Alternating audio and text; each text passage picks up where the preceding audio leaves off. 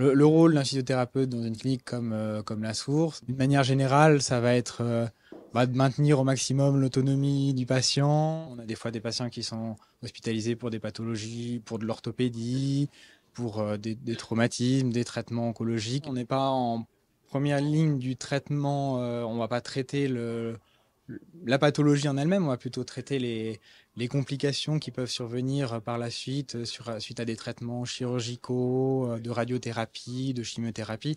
Ce qu'on peut retrouver, par exemple, c'est des patients qui vont avoir un déconditionnement, qui vont être peut-être alités de manière prolongée. Et puis, on va essayer d'éviter que ce déconditionnement se mette en place, essayer de favoriser sa mobilité. Ça peut être la gestion éventuellement de certaines douleurs, de certaines complications comme des œdèmes ou des gestes sur certains ganglions lymphatiques qui vont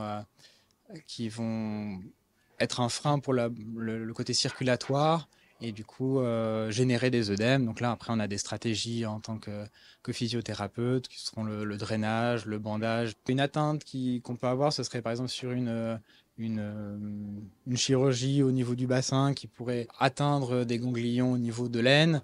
Ça peut générer des œdèmes d'un membre inférieur. Donc là, les, les choses qu'on va mettre en place dans ce genre de situation, ce serait justement des drainages lymphatiques spécifiques pour le drainage de la lymphe, mettre des compressions, donc on utilise des bandes pour maintenir une compression sur la jambe, ce qui va favoriser le retour lymphatique.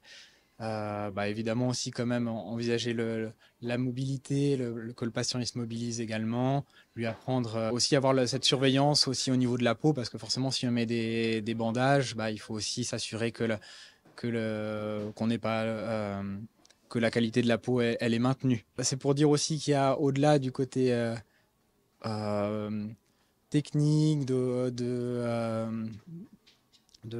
soins vraiment purement physiques.